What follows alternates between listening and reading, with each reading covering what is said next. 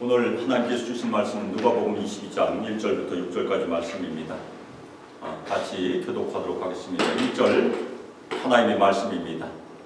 6월절이라 하는 무교절이 다가오매 대제사장들과 서기관들이 예수를 무슨 방도로 죽일까 궁리하니 이는 그들의 백성을 두려워함이더라. 12 중에 하나인 가룟이라 부르는 유다에게 사탄이 들어가니 이에 유다가 대제사장들과 성전 경비대장들에게 가서 예수를 넘겨줄 방도를 인노하매 그들이 기뻐하여 돈을 주기로 언약하는지라 유다가 허락하고 예수를 우리가 없을 때 넘겨줄 기회를 찾더라. 아멘. 이스라엘 사람들의 이름에는 다 의미가 있습니다. 하나님께서 부르신 아브람은 고귀한 아버지라는 뜻을 가지고 있어요. 영어로 얘기하면 exalted father라는 그런 의미죠. 그런데 하나님께서 아브라함을 아브라함으로 바꾸셨죠. 아브라함은 무슨 뜻입니까? 열국의 아버지, Father of many nations. 실제 그렇게 됐잖아요. 아브라함을 믿음의 아버지로 믿는 종교가 세 종교가 있습니다. 유대인 당연히 그렇게 믿고 있고 모슬렘도 그렇게 믿고 있고 저희 크리스찬도 당연히 믿음의 아버지로 믿고 있죠. 그 이름대로 되었어요. 아브라함의 아들인 이삭의 이름의 뜻은 무엇입니까? 웃다에서 왔어요. 웃었어요. 그가 웃다, 힐렉스라는 그런 뜻을 가지고 있습니다. 그리고 아브라함의 손자 야곱의 이름의 뜻은 발꿈치를 잡은 자, 그런 뜻이죠.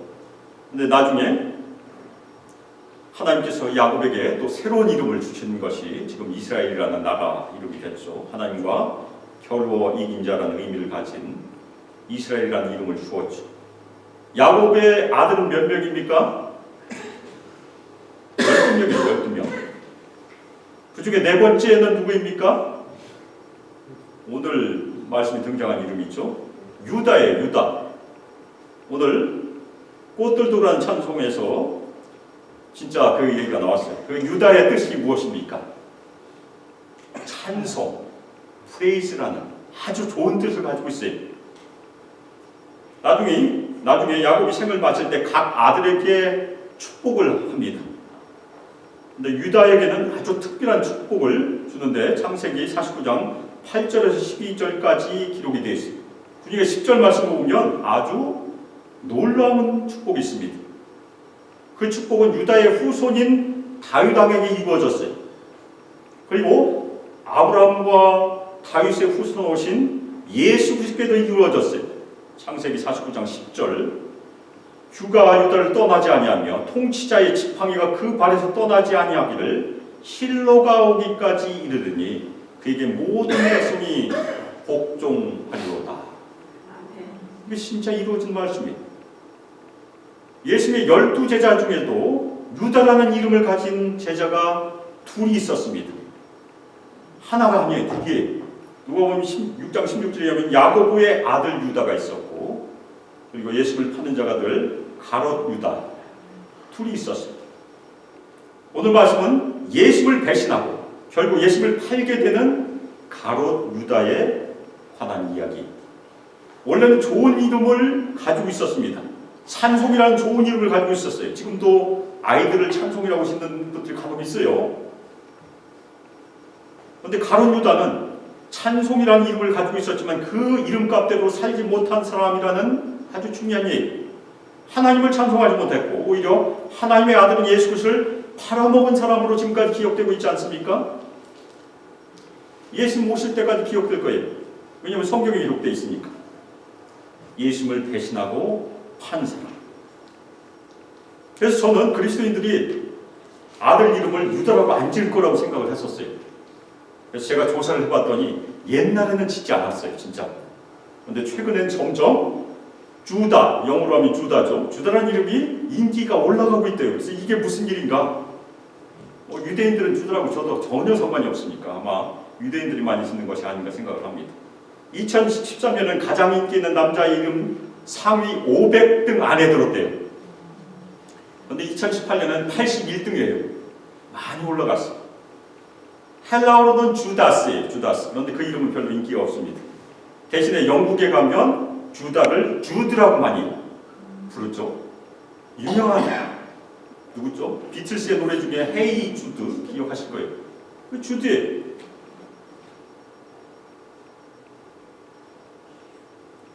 주드에서는 영국에서는 100등 안에 당연히 들고 있습니다. 미국에서도 인기가 올라가서 지금은 약 167등 한다고 해요. 많이 올라가고 있어요. 요즘은 별 상관이 없는 것 같습니다. 오늘 말씀은 이름에 관한 얘기, 이름에 관한 얘기. 특별히 우리는 무슨 이름을 남길까?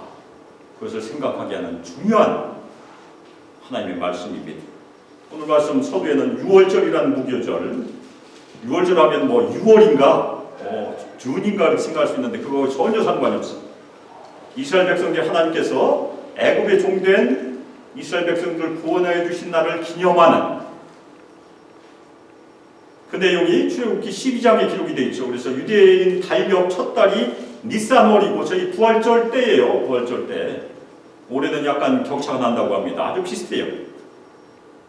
그래서 니산월 14일에 어린 양을 잡아서 그 피를 그 집의 좌우 문설주와 인방에 발랐어요. 그리고 고기를 불에 구워 먹고 무교병과 쓴 나무를 먹었어요. 제가 수년 전에 이 지역에서 메시아닉 주들, 크리스찬들이 모이는 데 가서 비슷하게 기념한 것을 참여한 적이 있었습니다. 그래서 그 사람들이 무교병과 쓴 나물이 뭔지 우리가 잘 모르니까 호스레디시를 먹더라고요. 호스레디시 뭔지 아시죠? 와사비하고 아주 맛이 비슷합니다. 잘못 먹으면 큰일 나요. 아주 매워서. 그런데 여호와께서 문 인방과 좌우 문설주에 있는 피를 보시면 넘어가셨다. 영어로 얘기하면 패스오버죠. 그래서 6월이라는 것은 담장을 넘어가다는 그런 뜻을 가지고 있는 한자예요. 그래서 저희가 넘으셨다고 해서 6월절이라고 부릅니다. 대신에 애굽 사람의 장자와 가축에 처음 난 것은 다 하나님께서 멸하신 놀라운 사건. 그것을 매년 기념하고 지금도 기념하고 있잖아요. 그리고 무교절은 그 절기가 일주일이에요. 6월절부터 시작해서 일주일 동안 유대 사람들이 있는 이스라엘 사람들이 있는 데는 절대 누룩이 있으면 안 되죠. 그래서 저희가 무교절이라고 부릅니다. 그런데 그때 많은 사람들이 모여 있을 때 이스라엘 사람들이 각지에서 다 오게 돼 있어요. 그런데 대제사장들과 서기관들이 예수님을 무슨 방법으로 죽일까 궁리하기 시작했어요. 그런데 저희가 신약 성경을 계속해서 잘 읽어보면 유대인들은 처음부터 예수님을 죽이려고 했습니다. 여러 번 기록이 되어 있어요. 맨 첫 번째 기록은 무엇이겠습니까? 마태복음 2장 16절에 보면 헤롯 대왕이 예수님이 아주 어렸을 때 예수님을 없애려고 어떻게 했습니까? 베들레헴에 있는 두 살 아래에 있는 사내 아이를 다 죽였어요. 하나님께서 예수님을 살리셨죠, 당연히. 그리고 누가복음 4장 29절에 보면 예수님께서 자신의 고향 나사렛 회당에서 전하신 말씀에 아주 크게 화가 난 나사렛 사람들이 어떻게 했습니까? 예수님을 산 낭떠러지로 끌고 가서 밀어 떨어뜨리려고 했어요. 떨어지면 죽는 것입니다. 진짜 예수님을 죽이려고 했어요. 근데 거기서 기적이라는 것을 혹시 기억하십니까? 예수님께서 어떻게 피하셨죠? 예수님 그냥 지나가시더라. 그렇게 기록되어 있습니다.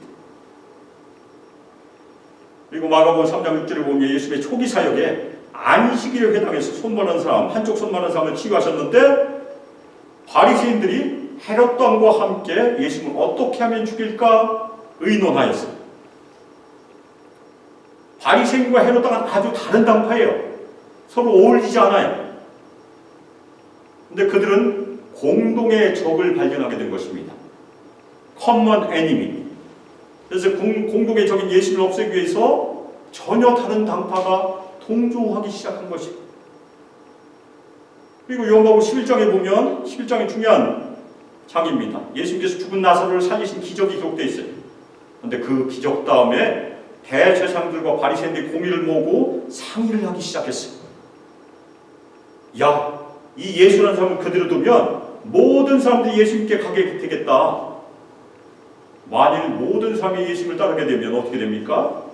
결국 로마인들이 다시 이스라엘 정복하게 될 것이라고 걱정을 하기 시작했습니다. 그때 그 해의 대제사장 가야바가 예심을 죽인 것이 이스라엘 민족에게 유익하다고 요한복음 11장 50절에서 말합니다. 한 사람이 백성을 위하여 죽어서 온 민족이 망하지 않게 되는 것이 너에게 유익한 줄을 생각하지 아니하는도다 하였으니, 가야바는 아무것도 모르고 이 말을 했지만 진짜 예수님께서 백성을 위하여 죽으심으로 많은 사람을 살리셨다는 것이 그 다음에 기록이 되어 있습니다. 예수님께서는 마지막 주간에 어떻게 하셨습니까? 예루살렘에 입성을 하셨죠. 그리고 곧바로 성전에 가셔서 성전을 정결케 하셨어요. 그러자 성전의 권력을 가지고 있는 사람이 아주 우리 말대로 하면 뚜껑이 열렸다고 하죠. 극도로 화가 났습니다. 대제사장들과 서기관들의 분노는 극에 달했어요. 그들은 자신들의 정치적인 권력이나 종교적인 권력에 위협이 되는 예수님을 제거하려고 시작한 것입니다. 그래서 그들은 예수님을 어떻게 죽일까 궁리하기 시작한 것입니다. 그런데 마가복음 14장 2절에 보면 그 사람들은 6월절에 죽일 생각이 없었어요.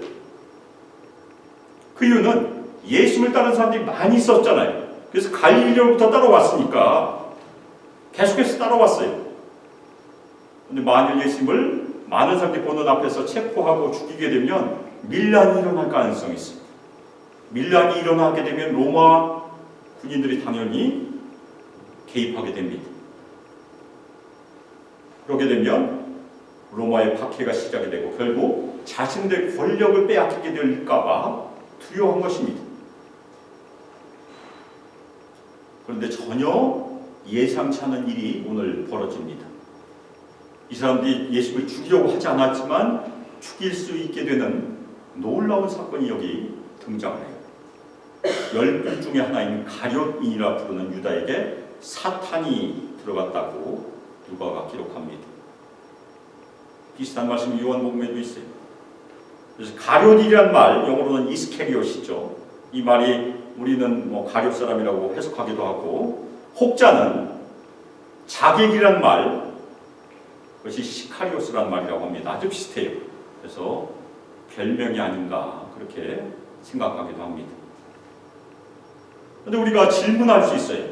과연 가룟 유다는 예수님을 따르는 진정으로 믿는 참 제자였을까 아닐까? 어떻게 생각하세요? 성경은 아니라고 대답해요. 요한복음 6장 64절을 보면 유다는 예수님을 진정으로 믿지 않았고 예수님도 가룟 유다가 자신을 팔 것을 처음부터 아셨다라고 기록해요. 그러나 너희 중에 믿지 않은 자들이 있느니라 하시니 이는 예수께서 믿지 않은 자들이 누구며 자기를 팔 자가 누구인지를 처음부터 아십니다. 너무나 놀랍지 않나요? 예수님께서는 왜 가룟 유다가 자신을 팔 것을 이미 아셨는데, 처음부터 아셨는데 왜 그를 12제자 중 하나로 선택하셨을까? 우리가 좀 절대 그렇게 안 했을 텐데 성경은 이에 대해서 침묵하고 있습니다. 그런데 우리는 추론할 수 있어요.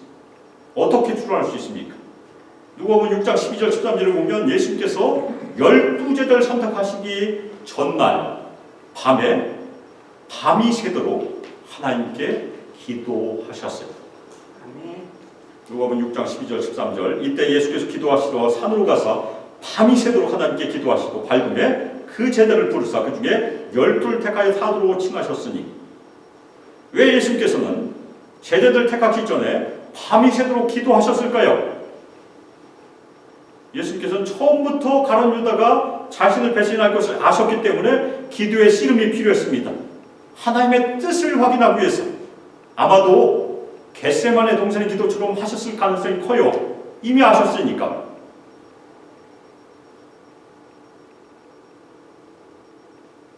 예수께서는 그때도 아마 내 뜻대로 마옵시고 하나님의 뜻대로 하시기를 기도했을 가능성이 큽니다.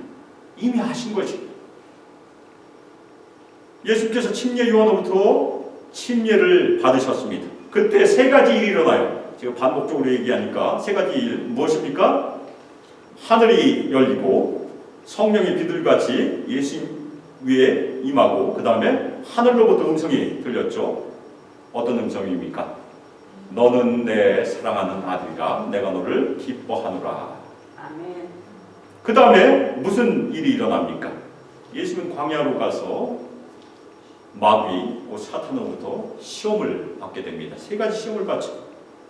그 다음에 누가복음 4장 13절에 의하면 아주 중요한 구절이 마귀는 모든 시험을 다한 후에 그냥 떠났다라고 기록한 것이 아니고 얼마 동안 떠났다고 얘기해요.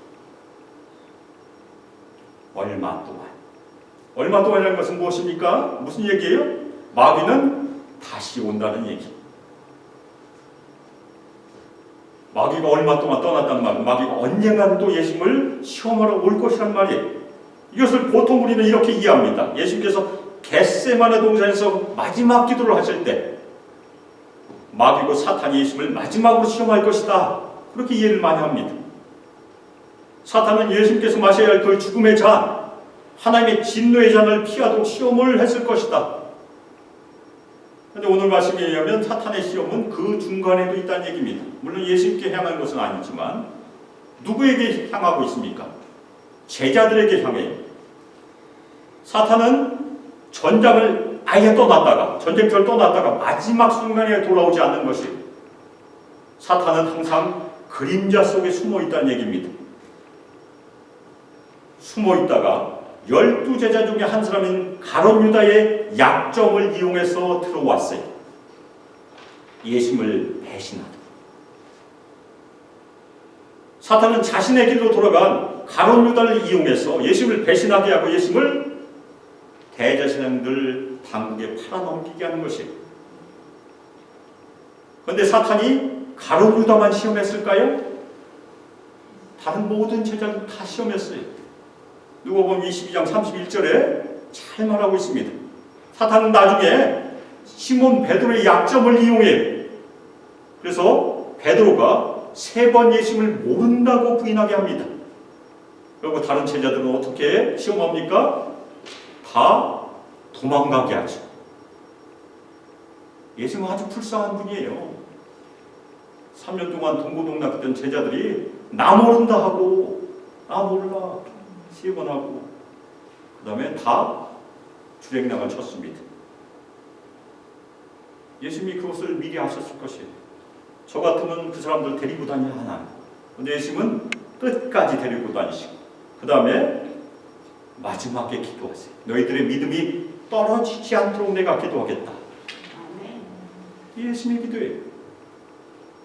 베드로가 나중에 왜 부름을 받는가는 예수님의 기도에 있지 베드로에게 있지 않습니다. 그래서 성경을 잘 읽어야 돼요. 사탄은 배후에서 흔들리고 있는 가룟 유다를 끌어들였어요. 그 다음에 예수님을 팔아넘기고 다른 제자들의 믿음도 흔들어서 떨어뜨려 버렸습니다. 사탄은 예수님을 죽이는 음모에 가룟 유다가 쓰임을 받도록 하고 그 다음에 대제사장들 로마 총독 누구입니까? 빌라도도 부르고 그 다음에 헤롯도 끌어들이고 그래서 함께 예수님을 대적하게 하고 십자가에 못 박는 것이 사탄의 전략이었어요. 그러면 사탄이 가룟 유다에게 들어갔던 것은 어떤 의미일까요? 이것은 귀신 들린 것과 다릅니다. 귀신 들린 사람들은 자신들의 행동이나 생각을 제어하기가 쉽지 않아요. 근데 이 사탄이 가룟 유다에게 들어왔다는 얘기는 가룟 유다의 생각과 말과 행동을 누가 지배하게 됩니까? 사탄이 지배하게 된다는 얘기. 너무나 놀라운 것입니다. 너무나 무서운 것이고.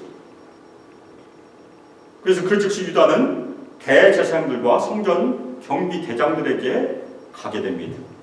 그래서 예수를 넘겨줄 방도를 의논하기 시작했어요. 사탄이 지배를 받게 됐으니까 즉시 예수님을 배신하고 예수님을 팔기 위한 행동을 시작한 것입니다. 유다는 대제사장 일당들이 예수님을 죽이려고 하는 것을 이미 알았어요. 그래서 유다는 대제사장들에게 갔고 그 다음에 성전 경비대장은 왜 필요합니까? 밤에 군병들을 움직일 수 있는 사람이에요. 그래서 그들에게 간 것입니다. 그래서 비밀리에 아무도 없을 때 군병들 파견해서 예수님을 체포할 수 있도록 그 사람들에게 간 것입니다. 이 대제사장들과 성전 경비대장은 천군 만마를 만난 것이에요. 원래는 예수님을 체포하려고 한 적이 없었는데 명절에 안 하려고 했는데 갑자기 유다가 찾아왔으니까 너무나 기뻐하고 유다에게 돈을 주기로 언약하였다고 기록하고 있습니다. 가룟 유다에게 가장 취약한 부분이 무엇이었습니까? 요한복음이 답을 하고 있습니다. 가룟 유다는 돈을 사랑하는 사람이었습니다. 우리가 당연히 돈을 벌어야 돼요.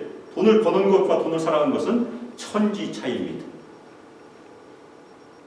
돈을 사랑하는 것은 일만 악의 근본이라고 하지 않습니까? 가룟 유다가 그 예예요. 요한복음 12장 6절에 의하면 가룟 유다는 돈꾀를 맡고 있었는데 그는 돈에 대한 욕망으로 돈을 살살 빼고 있었던 사람입니다.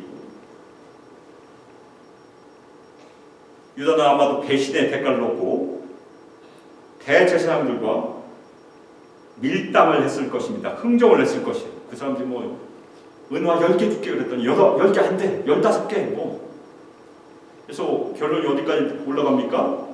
30개 되죠. 그래서 그들은 너무나 기뻐함으로 응답을 했을 것입니다. 사탄은 경계를 늦추고 유혹에 마음을 여는 사람들을 너무나 좋아합니다. 우리 성도들도 마찬가지. 우리가 깨어있지 않으면 제일 좋아하는 사람이 사탄이라는 얘기예요. 그래서 예수님과 가장 가까운 사람들도 예외가 아니에요. 베드로는 예수님의 오른팔이지 않았습니까? 베드로 예수님께서 어디 가실 때 세 제자 항상 데리고 다니는데 베드로와 요한과 야고보, 저희가 베드로 트리오라고 불러요. 트리오. 그런데 너무나 부끄럽게도 사복음서가 다 기록하는 내용이에요.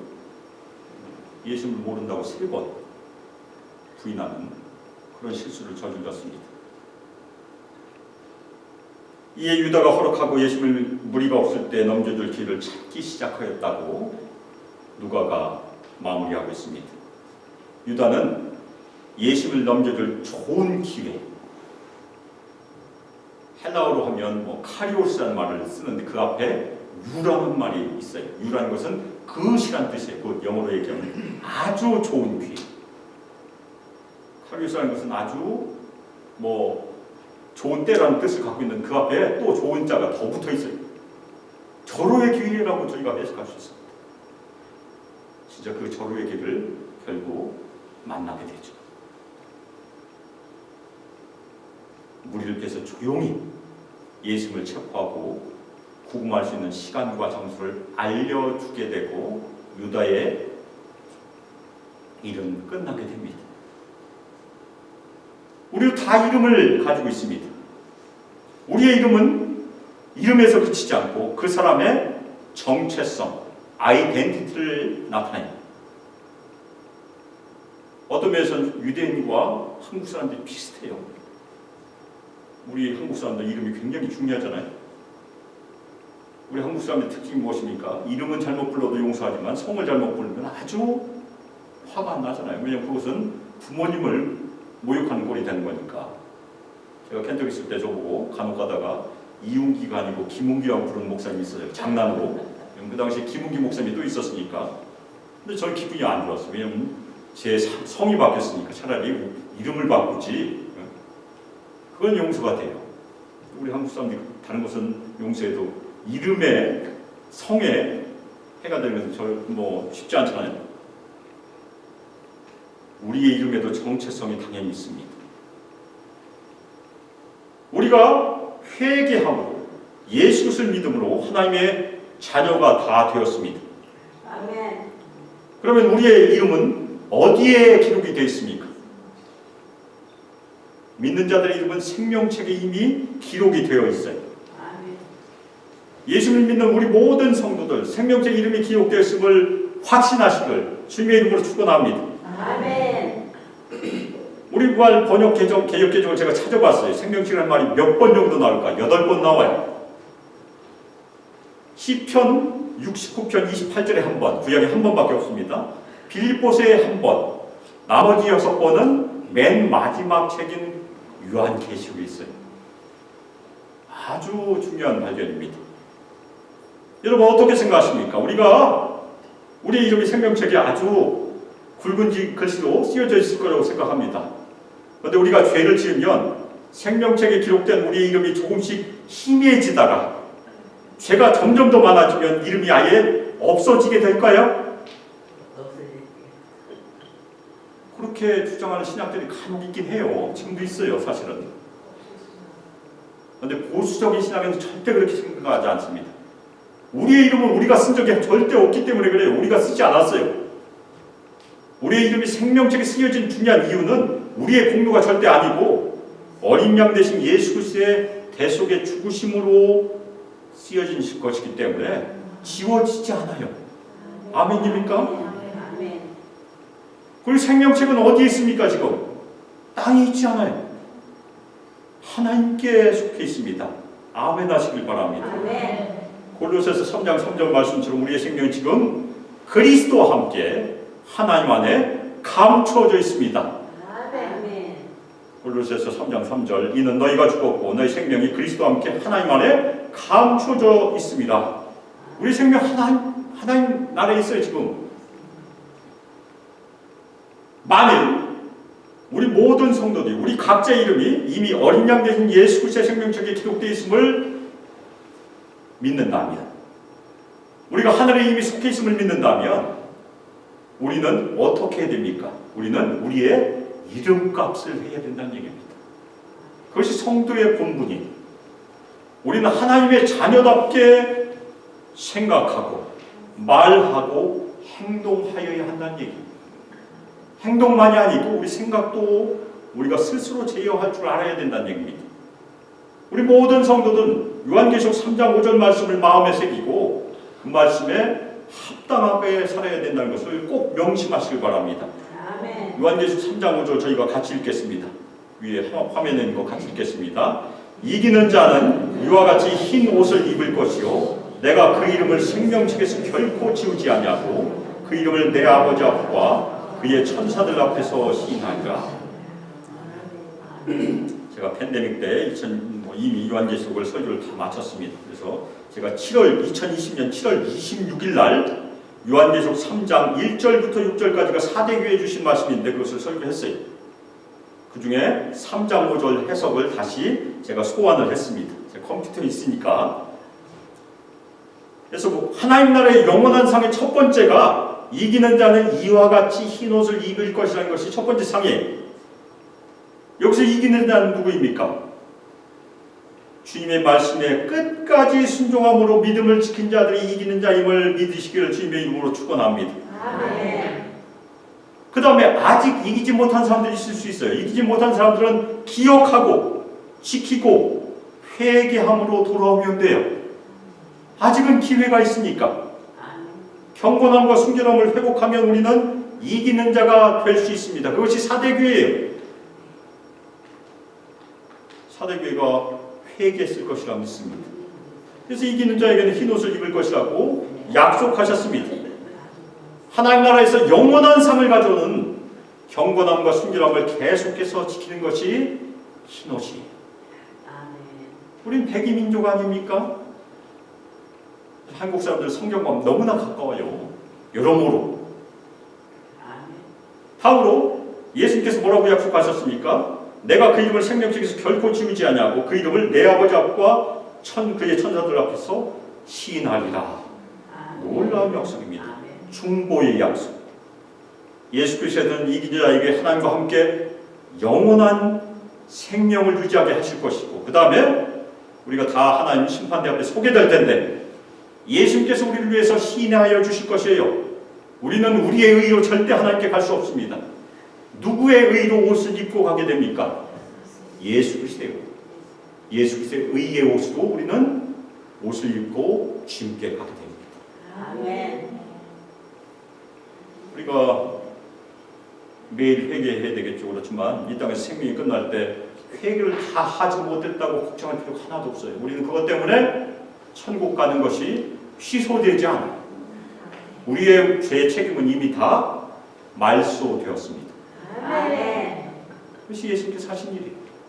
그렇다고 마음대로 죄를 줘도 된다는 얘기는 아니니까 죄를 당연히 짓지 말아야 되죠. 그렇지만 그것 때문에 걱정할 필요가 없다는 얘기입니다.